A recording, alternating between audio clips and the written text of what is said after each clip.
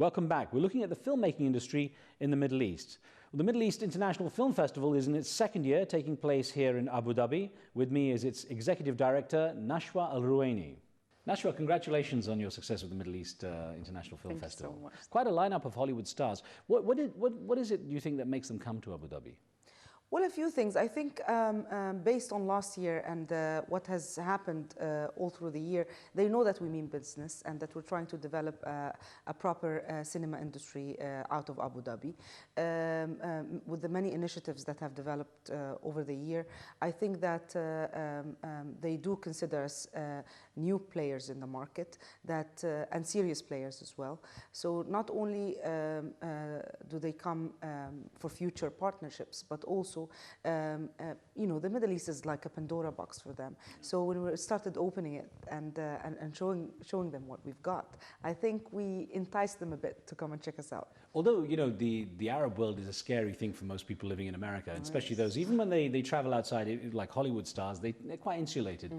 So how hard was it to encourage Hollywood to come to the Middle East? Actually, most of the dealings with them is through personal contacts. We've known quite a few stars for some time, and we've worked with them before on various projects.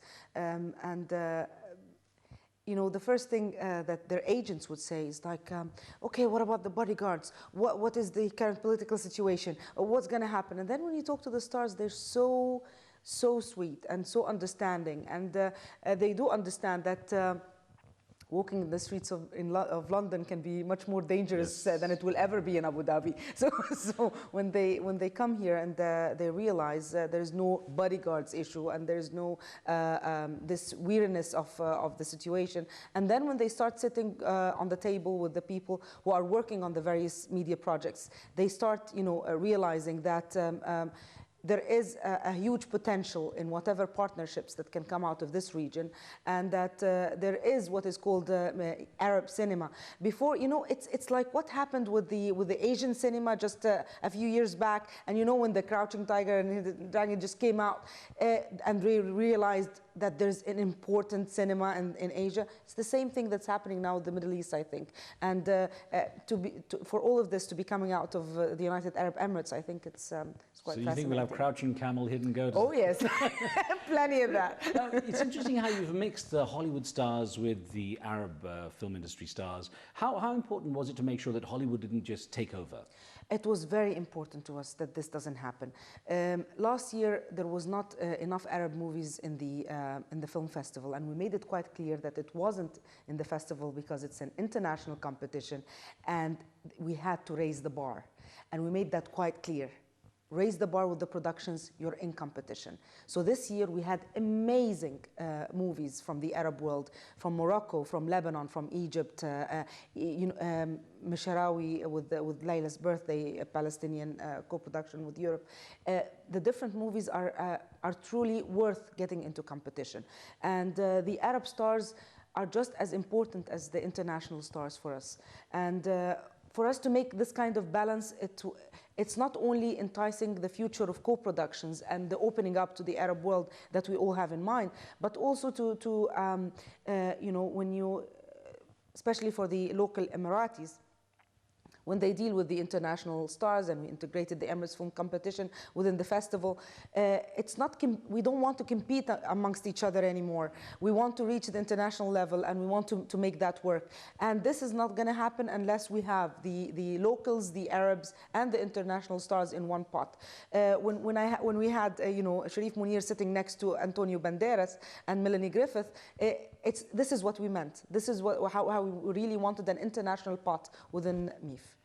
What is it that has raised the bar in the Arab world in terms of movies? Is it the fact that there are better collaborations with outside, so they gain more experience? Or is it that technology, costs and everything of movie making have relatively come down and people can experiment more or try more adventurous things? It hasn't really come down, but the people are willing to invest more.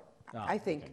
Okay. You know, it's before it was more of commercial type movies, and the people who actually went into the industry do not have a background in industry. But once the game players went went ahead with the various projects, we found out that you know, the Rotana Studios, they started investing in young talent, and they're starting giving them more money. The Good News Group doing the same thing with the international stars. Even the ministers of culture in Morocco, Syria, and Egypt, they have invested a lot in movies this year, two of which are with us in competition. I think that and the picking and choosing of the scripts is something that has changed dramatically. Maybe it's still not where we want it to be, but it's a very good start. I think that this year we have like excellent slate of Arab movies that no one expected, that out of the Arab world you'd get 8 A-class movies in 2008. How have the Hollywood stars responded to the opportunities being generated in this region? At first, I think it was they were a bit apprehensive, maybe, and then they started realizing that it was not all talk, that it was serious and it's happening. And with the Image Nation company and that initiative, they realized that there is serious, will to do co-productions and invest in the movie industry. As I said yesterday, we seriously believe in good movies. We believe that the movies, the cinema, it has no language, it has no color, it has no nationality, it has no religion. A good movie is a good movie, and we are willing to invest in good movies. The government of Abu Dhabi has set this forth, and I think it's happening. Now, some of them thought it was, okay, it's a pot of cash, let's go to Abu Dhabi and get some money. It's not that. It's a proper business transaction. This is why we call the conference that we had last year, that continued to this year, as the Davos of the film industry in the Arab world. We really mean business. If it's a right business transaction, it's going to happen. And to have a good cause with it, and a good theme, and a good script, we couldn't ask for more. Now, this year you're honoring Yusuf Shaheen, the legendary Arab film director who died in the summer very sadly. Tell me about the exhibition you've launched. Actually, we wanted to dedicate the festival to Yusuf Shaheen's soul, but then we thought, let's make something different. Why don't we just show the people who he was through pictures? And we collected over 100 different pictures from all over the world that really showed Shaheen in action and his most precious moments. I think that sharing these moments with the public that are attending MIF, and we're going to have this exhibition in Abu Dhabi for anyone to see after the festival. I think it was the perfect scenario to honor this legendary man in the Arab world. Now, you're into your second year, and of course it has grown even in that 1 year. How do you see the Middle East International Film Festival developing in the coming years? How effectively can you compete against other established international festivals such as Cannes, Sundance, and you even have Dubai on your doorstep, who've been around for a few years? Exactly. Well, with Dubai, because their focus is on the Arab competition, there is really no competition here. We complement each other. MIF is an international film festival, so we've got movies from all over the world in competition, whereas they focus on the Arab one. Of course, it will be difficult with Berlinale, Cannes, Venice, Toronto. It's difficult for them even to try and get a slate and to get the stars. It's as difficult for Dieter Koslik as it is for us here, and it's a process. It's how you plan your festival and the segments that you have for every year, and see who can link very well with whatever you plan for. This should do the trick, hopefully. Do you see a time, I mean, with the familiarity that's developing between East and West, where you might have an Antonio Banderas or an Adrian Brody in a film done by an Arab director that's done more with the Arab slant than the Hollywood slant?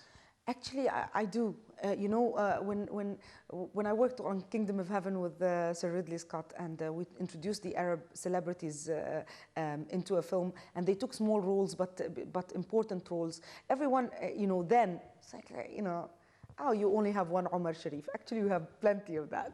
And just yesterday, we were discussing a production that is written by a Syrian and an Italian, and is going to be filmed in Morocco, where we have like 5 international stars participating in it. And it's about one of the Arab alchemists in Andalusia. It's fascinating how when you introduce them all in one place, ideas like this develop and creative minds are put together. And this is really what we're looking for. It's one world, one nation of cinema. And I think this is going to happen very soon. Nashwa, thank you very much. Thank you. And that's it. Thank you for being with us. Don't forget, you can always send us your recommendations and ideas to riz@aljazeera.net. From me and the team, we'll see you next time.